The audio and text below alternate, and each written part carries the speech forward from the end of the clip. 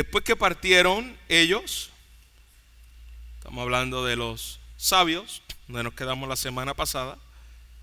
He aquí un ángel del Señor apareció en sueños a José y dijo: levántate y toma al niño y a su madre y huye a Egipto y permanece allá hasta que yo te diga, porque acontecerá que Herodes buscará al niño para matarlo. Y él, despertando, José, tomó de noche al niño y a su madre y se fue a Egipto y estuvo allí hasta la muerte de Herodes, para que se cumpliese lo dicho, lo que dijo el Señor por medio del profeta, cuando dijo: de Egipto llamé a mi hijo. Herodes entonces se vio burlado por los magos, se enojó mucho y mandó a matar a todos los niños menores de 2 años que habían en Belén y en todos sus alrededores, conforme al tiempo que había inquirido de los magos. Entonces se cumplió lo que fue dicho por el profeta Jeremías, cuando dijo: voz fue oída en Ramá, grande lamentación, lloro y gemido, Raquel que llora a sus hijos, y no quiso ser consolada porque perecieron. Pero después de muerto Herodes, he aquí un ángel del Señor apareció en sueños a José en Egipto, diciendo: levántate, toma al niño y a su madre y vete a la tierra de Israel, porque han muerto los que procuraban la muerte del niño. Entonces se levantó y tomó al niño y a su madre y vino a tierra de Israel. Pero oyendo que Arquelao reinaba en Judea en lugar de Herodes su padre, tuvo temor de ir allá, pero avisado por revelación en sueños, se fue a la región de Galilea y vino y habitó en la ciudad que se llama Nazaret, para que se cumpliese lo dicho por el profeta, que habría de ser llamado Nazareno. Oremos. Señor, nosotros estamos ante el texto sagrado, estamos, Señor, ante tu voz. Cuando tú hablas, Señor, es a través de tu palabra. Y sabemos, Señor, que tu Espíritu utiliza tu palabra para que nuestras mentes, que fácilmente se distraen, nuestros corazones que divagan en tantas cosas, tu Espíritu, Señor, nos capture y podamos, Señor, escucharte a ti. Y tu Espíritu obre en nuestros corazones, y tu Espíritu obre, Señor, en cada alma que se encuentra en este lugar, para que tú obres, Señor, el trabajo que has propuesto hacer desde el principio, desde antes de la creación de todas las cosas en tu decreto eterno, hacer de Cristo el centro de todas las cosas. Que podamos salir de aquí con este pensamiento: Cristo el centro de nuestras vidas. Te lo rogamos en Cristo Jesús. Amén. Amén. La semana pasada nosotros estuvimos viendo cómo los magos, los sabios, llegaron a la casa donde se encontraba Jesús. Dijimos que aproximadamente Jesús debía haber tenido 1 año y medio a 2 años cuando los sabios llegaron a adorarle. Así que en ese periodo estamos hablando reciente de natividad, nacimiento, de la encarnación de Cristo, donde hablamos de paz, hablamos de gozo, hablamos de armonía, hablamos de tantas cosas. Pero en medio de esta Navidad y esta primera Navidad, no olvidemos que Jesús vino a un mundo de pecado. Así que lo que vemos es que ya iniciando Jesús, sus primeros años, sus primeros meses, son meses de sufrimiento. El nacimiento de Jesús se da en un contexto de sufrimiento. Primero, ellos llegaron a un lugar donde no había lugar para ellos en el mesón. Desde ahí ya podemos ver que es un nacimiento difícil. Es un momento dado donde no había lugar para el nacimiento de Jesús. Jesús nace en un establo. Y como si fuera poco, ahora vemos a un personaje que está buscándole para matarlo.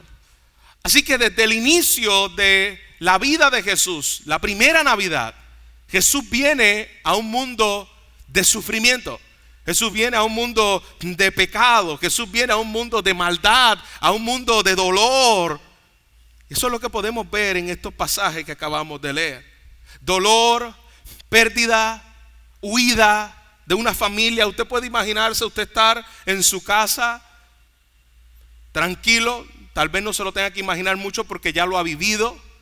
Y le llega esa noticia repentina de una enfermedad, le llega esa noticia repentina de la muerte de un ser amado, le llega esa noticia repentina que usted jamás pensaba que tenía que vivir y pasar por eso. En estos momentos, pues allí estaba José, allí estaba María, allí estaba Jesús en medio de la adversidad, en medio de este mundo de problemas, en medio de tantas y tantas desilusiones que el corazón continuamente está enfrentando. Esa es la historia de la humanidad.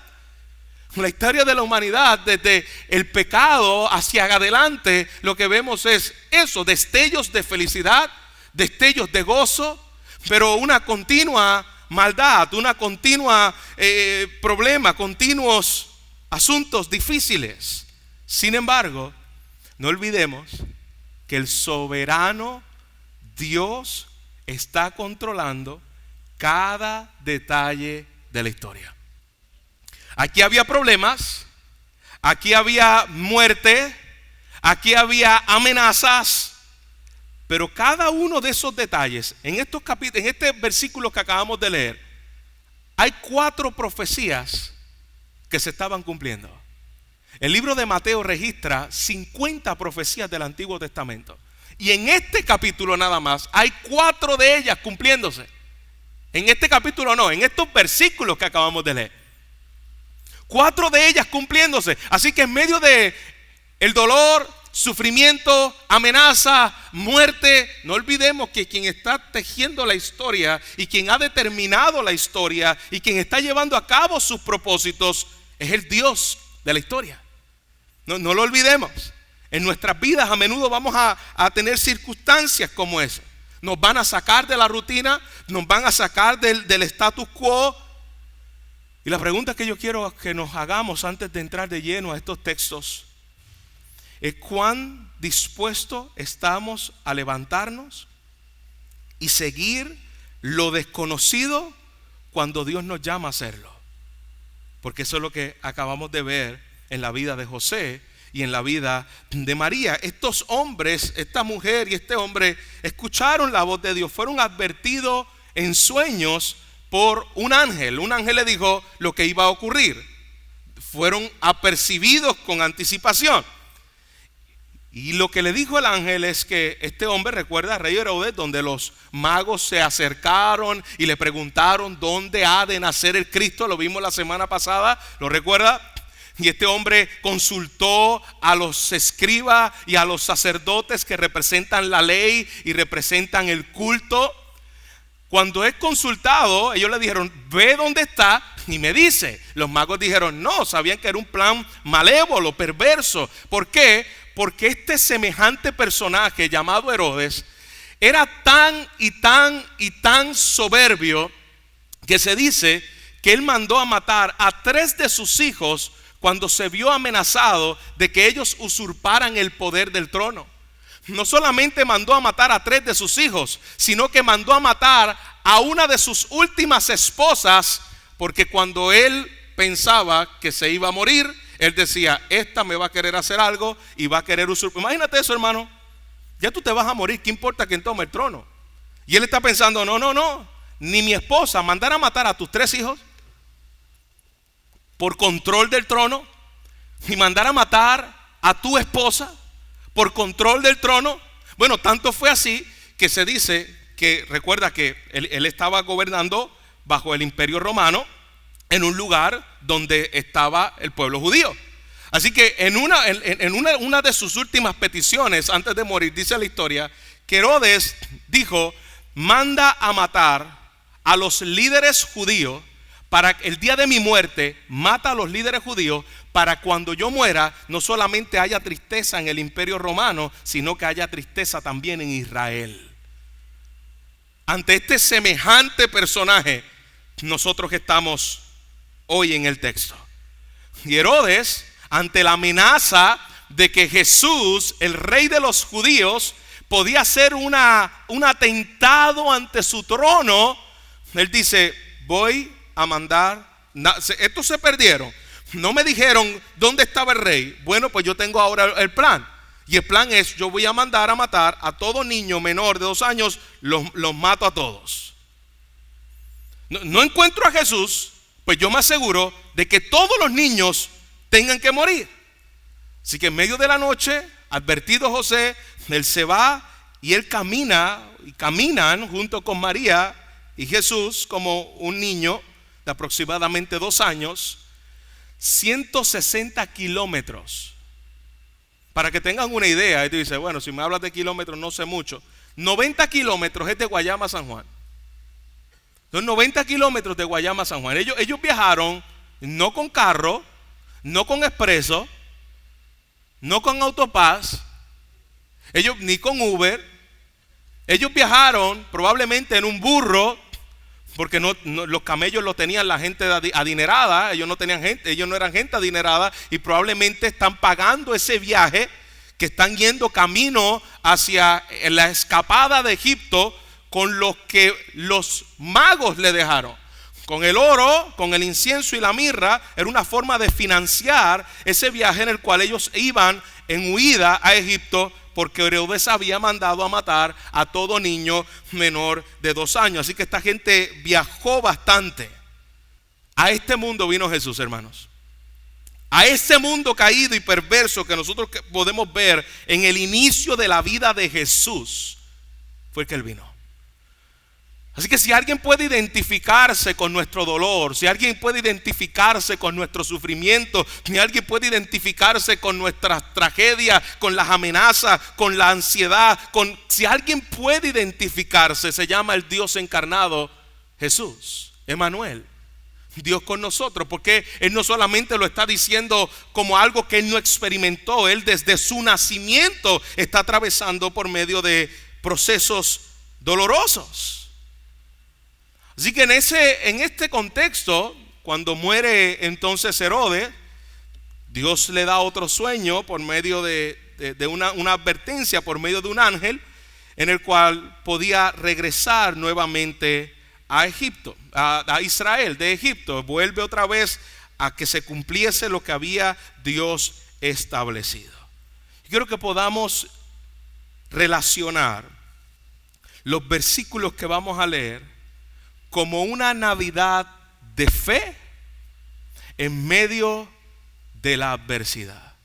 Una Navidad de fe en medio de la adversidad. Y número 1, para poder vivir una Navidad de fe en medio de las adversidades, ellos confiaron en la promesa de Dios. Tú y yo debemos confiar en la promesa de Dios. Y la promesa de Dios era que así como Dios sacó a Israel de Egipto, de la misma forma Dios estaría sacando a su pueblo y trayendo de Egipto a la liberación de su pueblo. Y aquí es lo que se conoce, ya yo se lo he enseñado anteriormente, como una profecía, pero no es una profecía simple de que, ok, esto se va a cumplir en Jesús, sino se conoce como una profecía tipológica.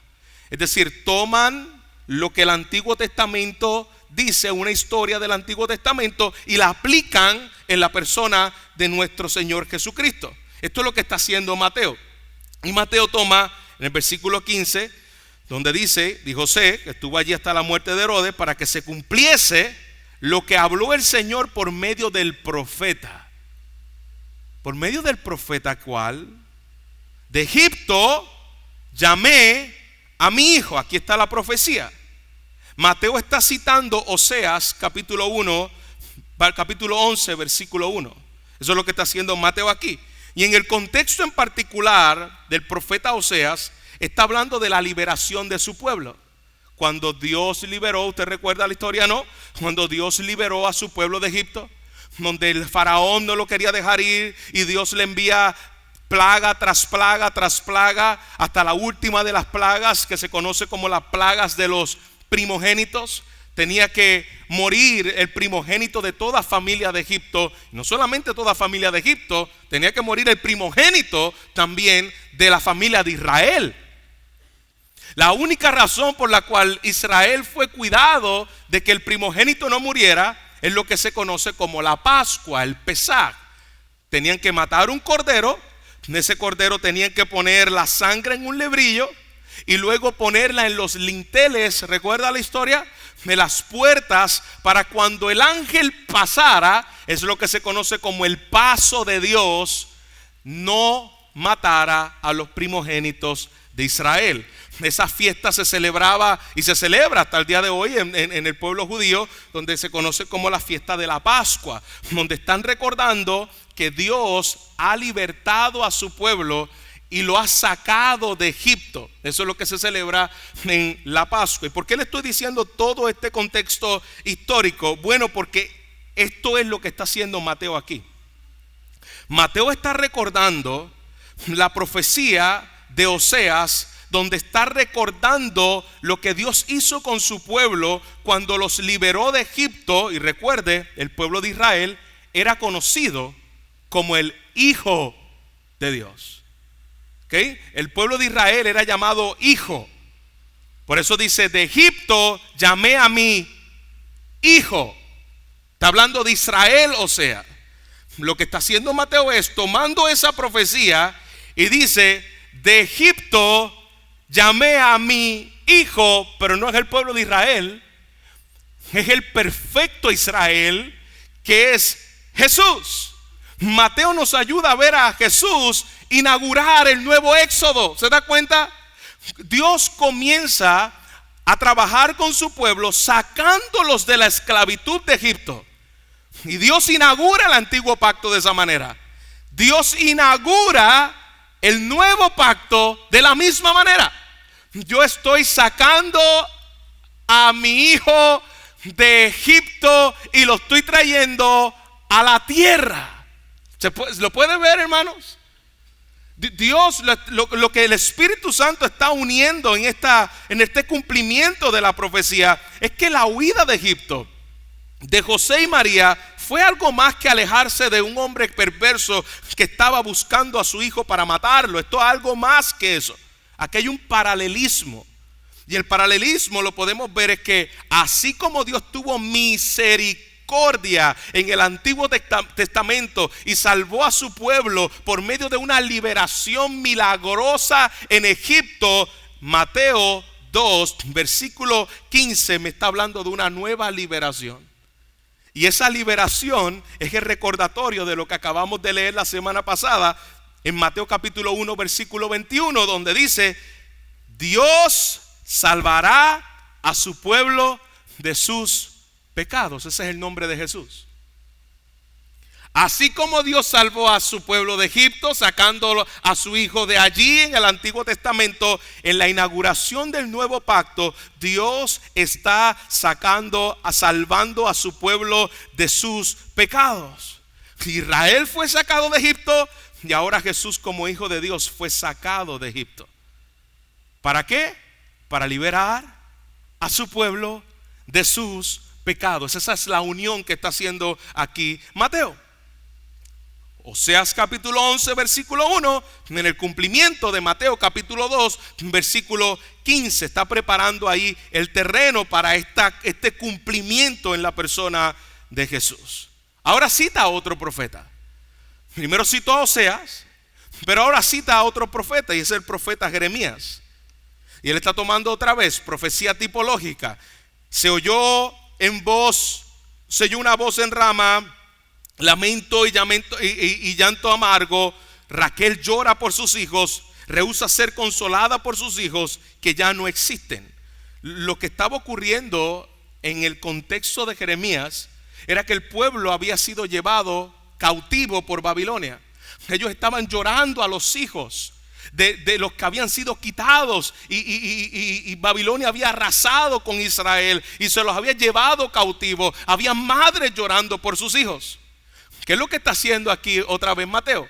Mateo está tomando este evento que ocurrió en el Antiguo Testamento y está trayéndolo a la realidad. Y él dice, así como hubo un cautiverio, así como hubo un dolor, así como hubo muerte en medio del cautiverio de Babilonia, de la misma forma aquí está habiendo muerte por medio de estos niños que han muerto.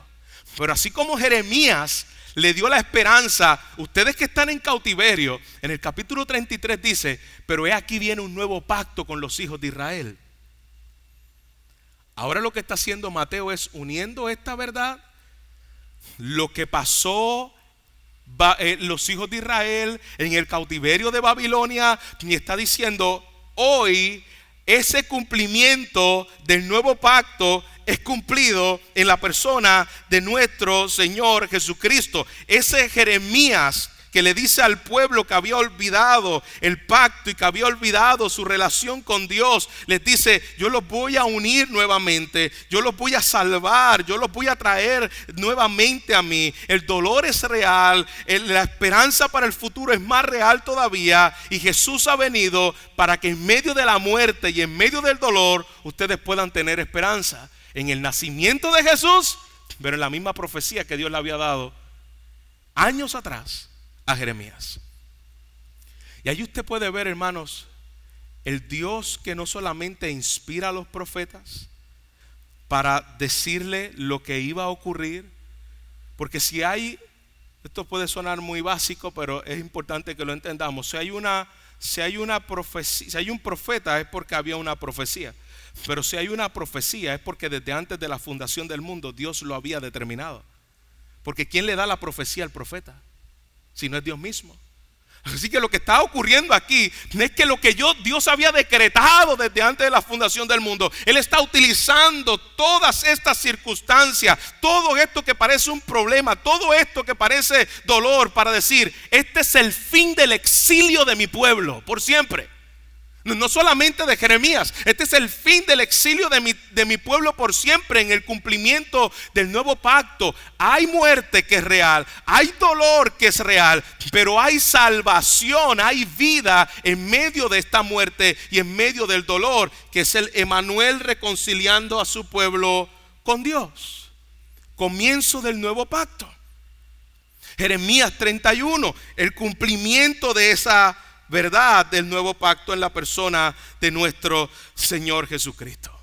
Así que Mateo, después de enseñarnos la inauguración del nuevo éxodo, ponerle fin al exilio de su pueblo por siempre, Mateo nos muestra ahora en el último versículo, versículo 23, cómo en medio de su pueblo Nazaret, piensa en el barrio más malo y más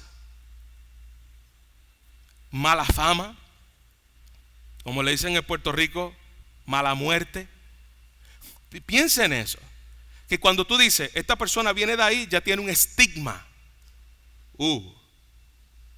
Lo miran de menos, porque eso existe, hermano. Aunque tú no seas parte de ellos, te vienes de ahí. Lo más malo era Nazaret en el tiempo de Israel.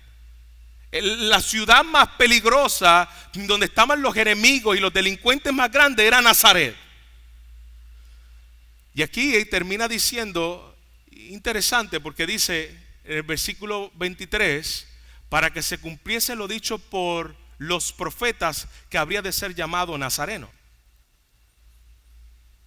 Y si usted se pone a pensar, y usted ha estudiado la Biblia y lee la Biblia, usted sabe que no hay ninguna profecía en el Antiguo Testamento que diga que Jesús se le llamaría Nazareno. No hay ninguna profecía. ¿Y por qué ahí está diciendo? Bueno, que para que se cumpliese lo dicho por los profetas, que hubiese sido llamado, que iba a ser llamado Nazareno. Ya les dije el contexto de lo que es Nazaret. para poder entender lo que quiere decir este último versículo que estamos estudiando. El rey ha venido a ser rechazado por el mundo. Eso lo dijeron todos los profetas. Isaías habló de rechazo y del desprecio a ese rey. Jeremías habló de rechazo y del desprecio a ese rey.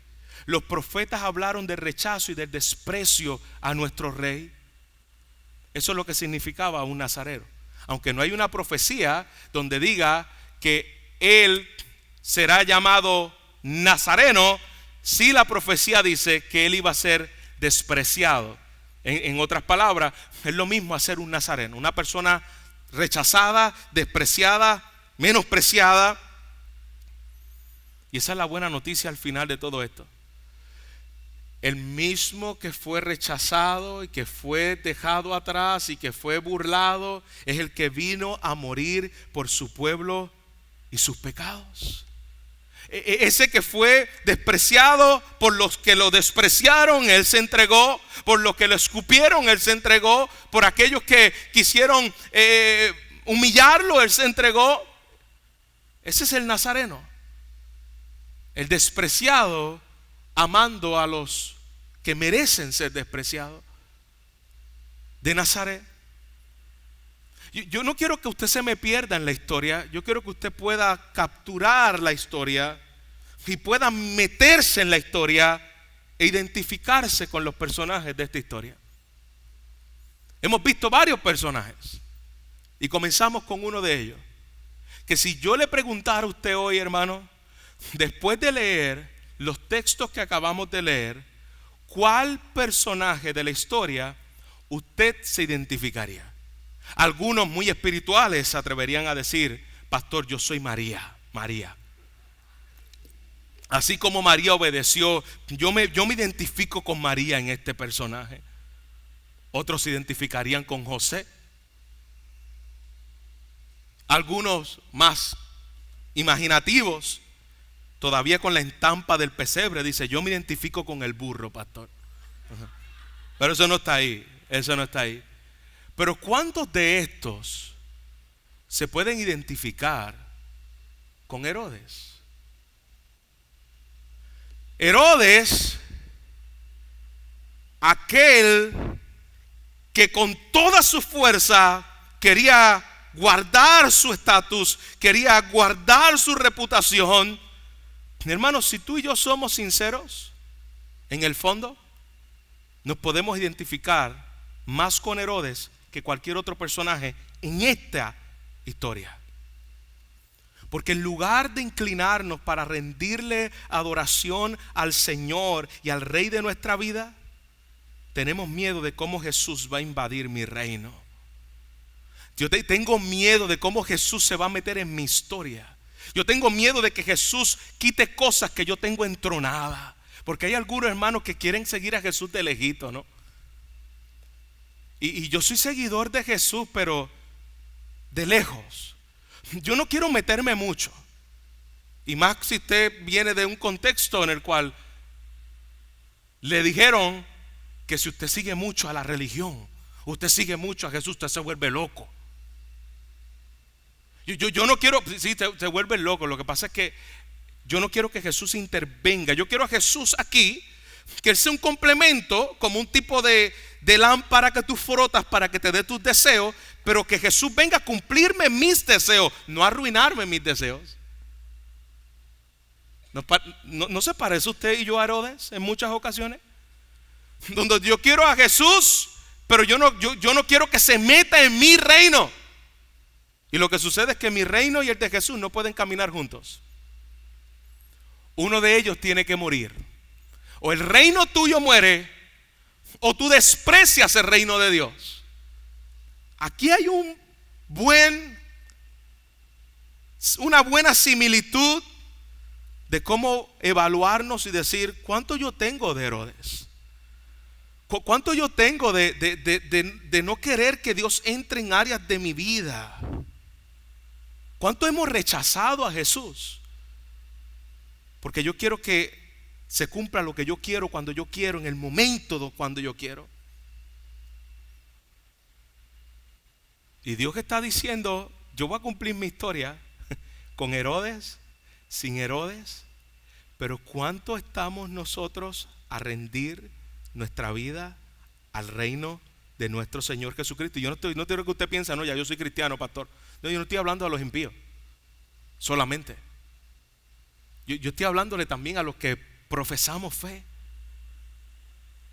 que queremos a Jesús de lejito y que lo queremos para que Él cumpla nuestros objetivos. Eso es lo que debemos evaluar al mirar versículos como esto. Jesús vino a salvarnos de eso mismo. Es posible que tú y yo nos sintamos que estoy perdiendo el control de nuestra vida, nos resistamos, peleemos con Jesús porque yo no quiero ceder al trono. Reflexiona en una área específica de nuestro hogar. Reflexiona en alguna área específica de nuestra familia, de nuestros hermanos, de nuestro trabajo. ¿Cuánto batallamos con rendirnos ante el Señor? Yo quisiera que podamos sacar tiempo en estos días que nos quedan del año, cuando nos levantemos y tengamos nuestro devocional, para orar y preguntarle: Señor, ¿qué cambios tú quieres hacer al respecto? ¿Qué cosas tú quieres arruinar de mi reino que está muy entronado? Yo no quiero ser como Herodes, que por el orgullo y por mantener mi estatus, yo estoy dispuesto a matar a Jesús. Esa es nuestra inclinación del corazón. Dedica tiempo para pensar y permitirle al Espíritu Santo que pueda mostrarle esas áreas. Otra de las cosas que podemos aplicar al leer un sermón y unos versículos, como estos, es que la adversidad no se escapa del dominio soberano de Dios. Al mirar toda esta escena, al mirar la maldad, yo puedo ver que el Dios que creó el universo es quien dirige cada evento para su gloria. Dios no puso maldad en Herodes. Dios gobierna la maldad en Herodes. Dios no puso a aquellos soldados a buscar y a matar a aquellos niños que murieron. Aproximadamente se dice que murieron 23 familias, 23 hijos.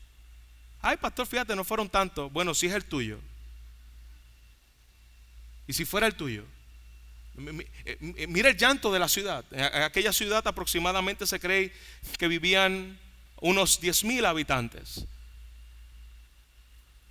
Y si fuera el nuestro, el dolor de 23 mujeres en una ciudad llorando por la pérdida de su hijo.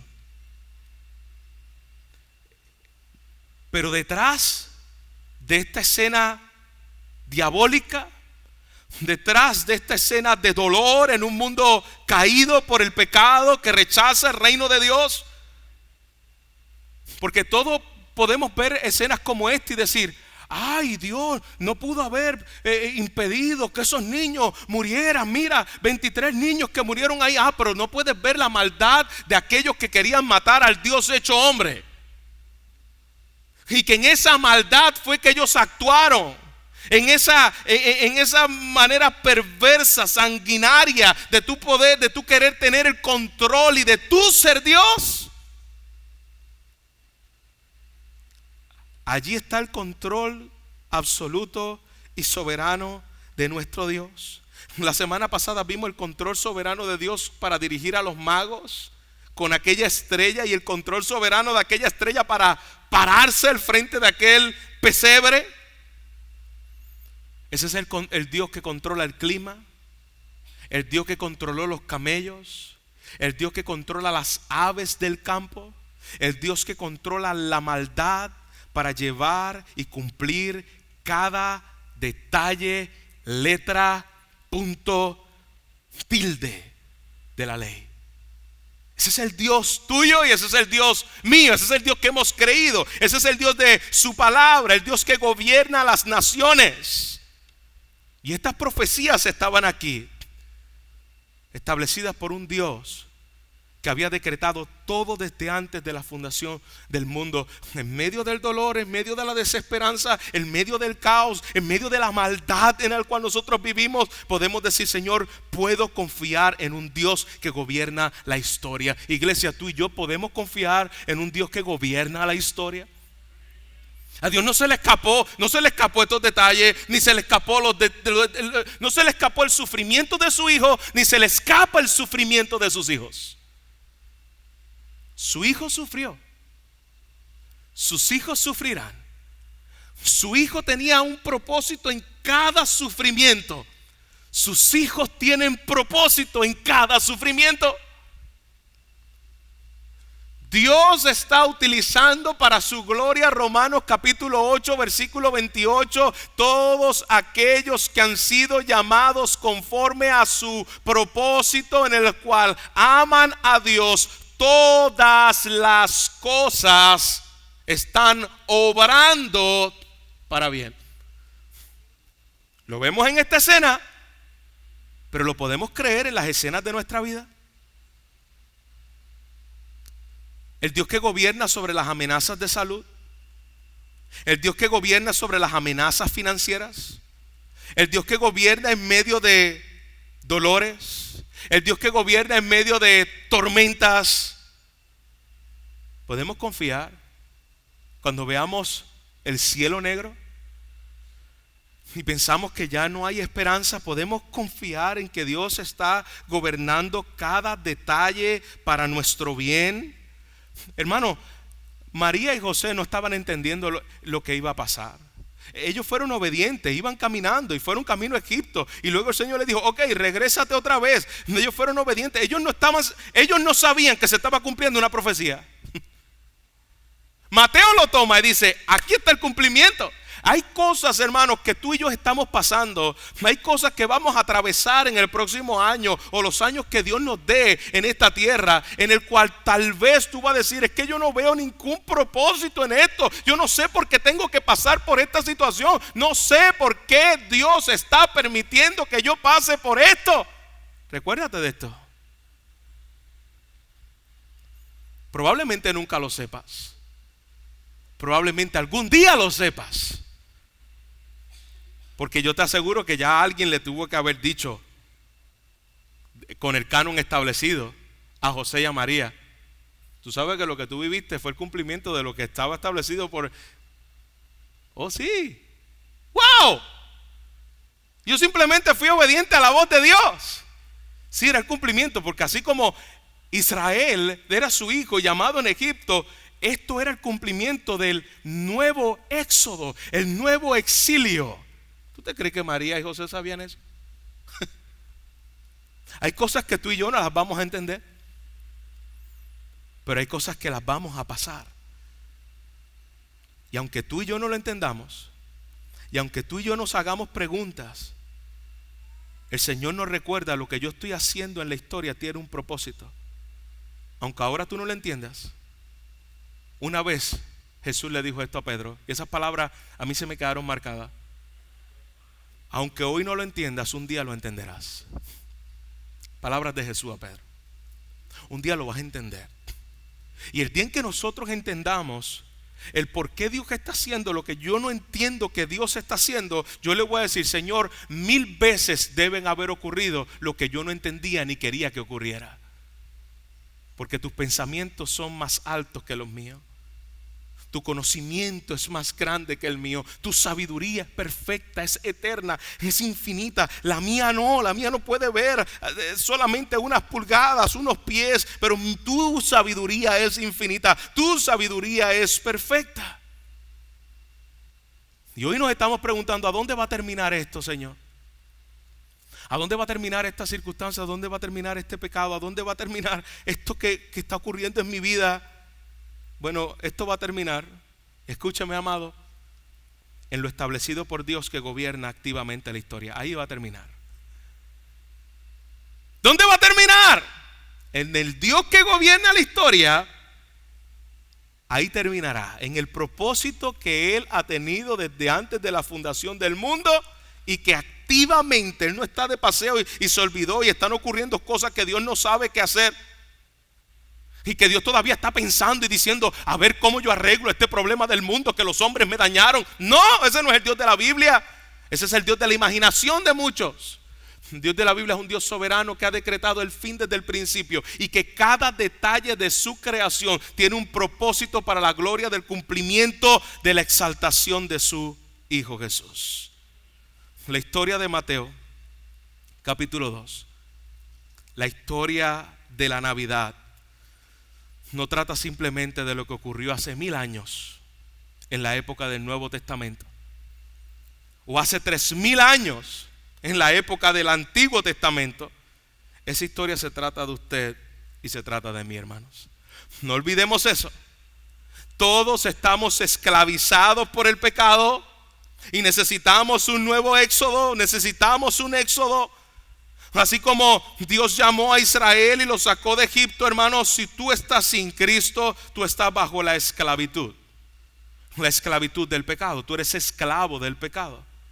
La única forma en que todos somos verdaderamente libres, dice la palabra, si el Hijo os libertare, seréis verdaderamente libres. Pero mientras tanto estamos bajo esclavitud. Necesitamos un éxodo.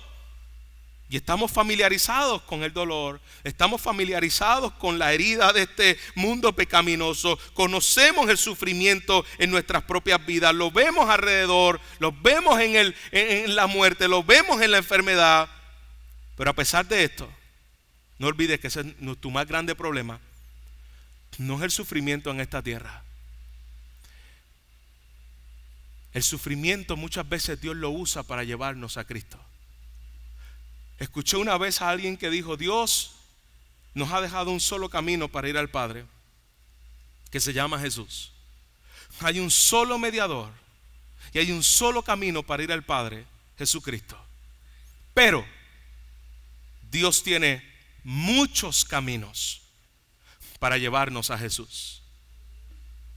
Eso llámese muerte, eso llámese dolor, eso llámese traición. A veces en medio de momentos de tragedia y de dificultad, son los medios que Dios está utilizando para llevarte a entender tu problema más grande, que no es la enfermedad que estás pasando.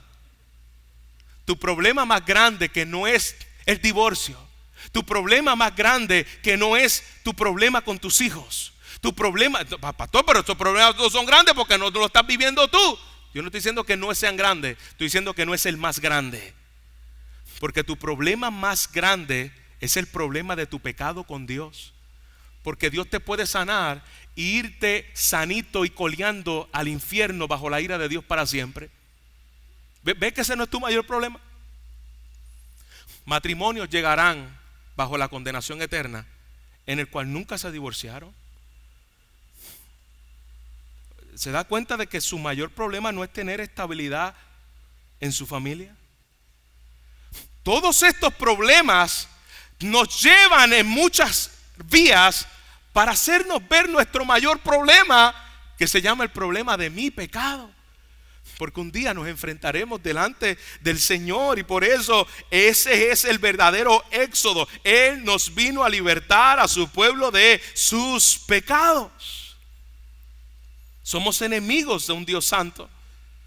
Y Él vino a inaugurar ese nuevo éxodo, venido a poner fin para siempre a esa enemistad. Nos llevará a la tierra prometida, en el cual no está construida, como Él dice el libro de Hebreos, bajo fundamentos humanos, bajo arquitectura humana, sino cuyo arquitecto constructor es Dios.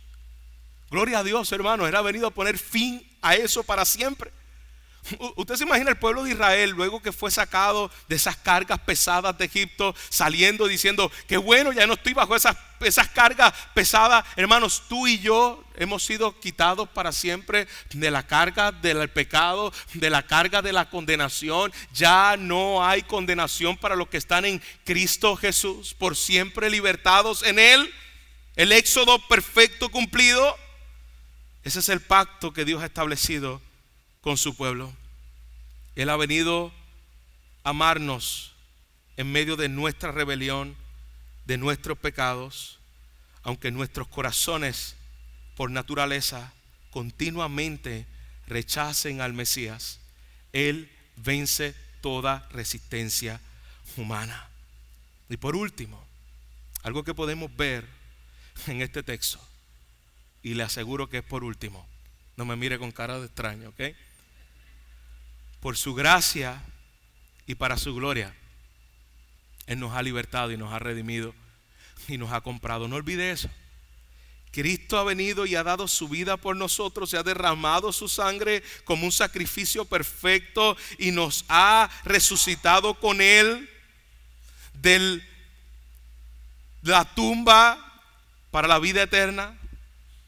Espiritualmente hemos sido resucitados, pero dice su palabra que un día los muertos en Cristo resucitarán primero, los que hayamos quedado, nuestros cuerpos serán glorificados y al final de la trompeta los muertos se levantarán.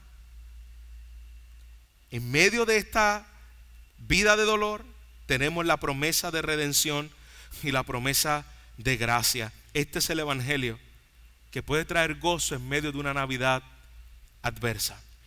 Esta es la promesa, hermano, que puede traer gozo en medio de un mundo de dolor.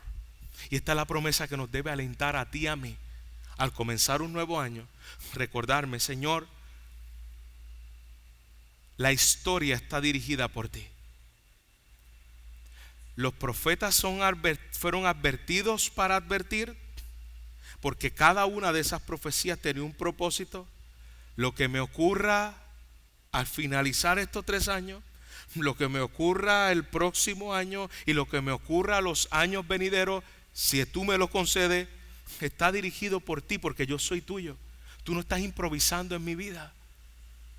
Y a veces yo pierdo el control, a veces yo me vuelvo loco, a veces yo no sé qué hacer, Señor, pero yo vuelvo a recordarme esta verdad. El Dios que estuvo con José y María, el Dios que dirigió a los magos, el Dios que dirigió la estrella, el Dios que dirige mi vida. No es como algo lejos. Tú diriges mi vida. Tú estás obrando en cada circunstancia y tú la estás usando para llevar el propósito de la exaltación de Jesús en nuestras vidas. ¿Cuántos pueden decir, Señor, hazme ver esto en este nuevo año y en todo lo que viene de camino para tu gloria? Gracias, Señor. Gracias por tu palabra.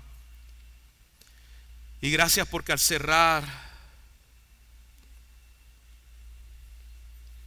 este 2024 podemos darte gracias por las cosas en las cuales muchas veces nos quejamos. Podemos darte gracias, Señor, porque cada circunstancia en nuestra vida tiene un propósito. Y que no lo olvidemos, Señor. No olvidemos el Dios que está gobernando en medio de mi situación. Podemos tener gozo y fe de que cualquier circunstancia adversa, para mí, como lo fue para María, como lo fue para José, como lo fue para Jesús, están dirigidas por el Dios soberano, el Dios que gobierna la historia, el Dios que no está improvisando con lo que está ocurriendo, sino que está cumpliendo cada una de las cosas al detalle, porque tú eres soberano, Señor.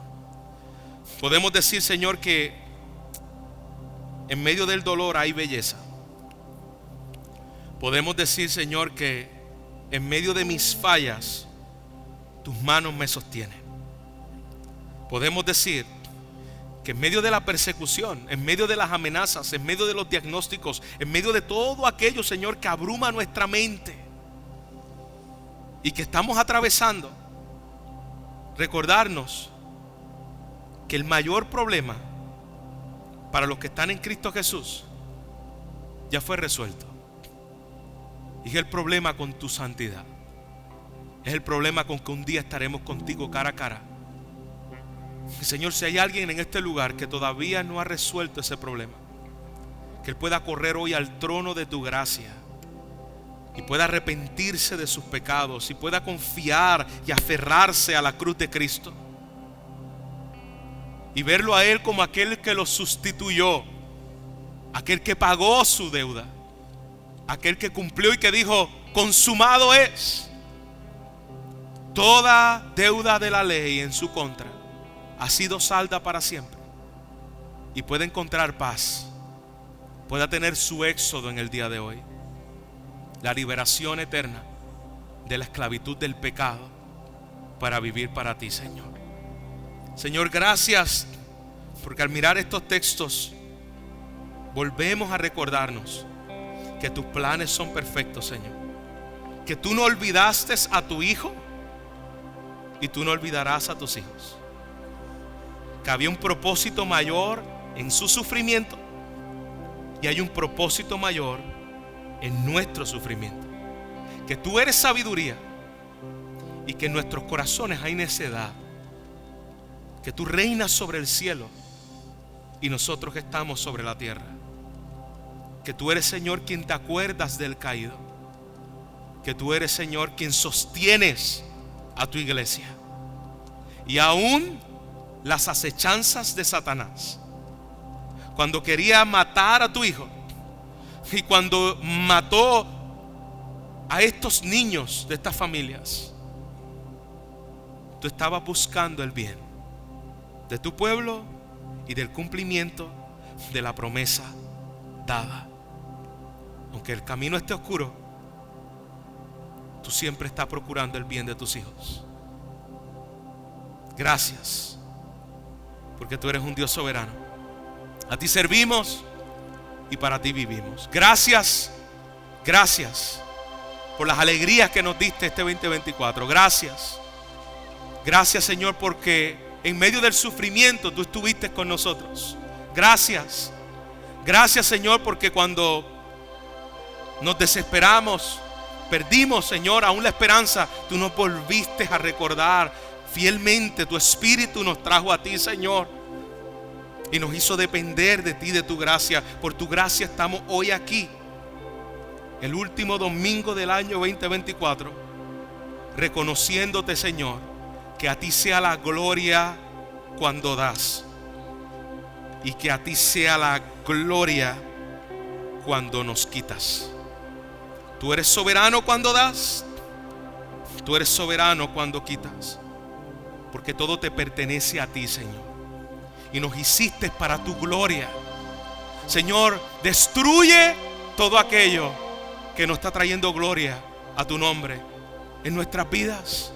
Esas áreas que tú conoces, esas áreas que tu Espíritu Santo llega, Señor, a los rincones escondidos, porque no queremos abrirlo, porque somos orgullosos. Pero tu Espíritu Santo nos redarguye, tu Espíritu Santo nos convence, tu Espíritu Santo, Señor, nos hace ver lo que nosotros no podemos ver. Padre, yo te ruego por cada uno de mis hermanos que están pasando tribulación, enfermedades. Señor, hay varios de ellos que se me acercaron esta semana, donde su diagnóstico no es bueno. Pero, Señor, gracias, porque tu diagnóstico hacia nosotros siempre es bueno. Porque aunque los doctores puedan ver algo diferente, Señor, detrás de ese diagnóstico hay un propósito, hay una obra tuya. Hay algo, Señor, que está ocurriendo en el cual nosotros no entendemos, pero podemos confiar en fe en medio de nuestra adversidad. Padre, bendíceles y aumenta su fe para verte a ti. Fortaléceles. Y si está en tu propósito, en tu misericordia, sánales, Señor. Conforme, Señor, a tu misericordia, sánales. Y obra en ellos, Señor, en medio de los procesos que estarán por delante. Esperamos en ti. Nos humillamos ante ti. Reconocemos, Señor, que separados de ti nosotros no podemos hacer nada. Nosotros no podemos fanfaronear delante de tu presencia.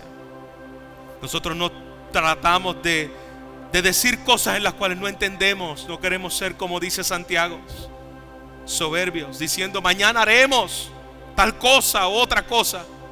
Sino, Señor, que en humildad, reconociendo que somos criaturas débiles que dependemos de ti, podemos decir juntamente, como dijo Santiago: si el Señor quiere, haremos. Si tú quieres y nos concedes vida, queremos utilizarla para tu gloria. Estamos en tus manos, Señor, y dependemos de ti. En Cristo oramos. Amén.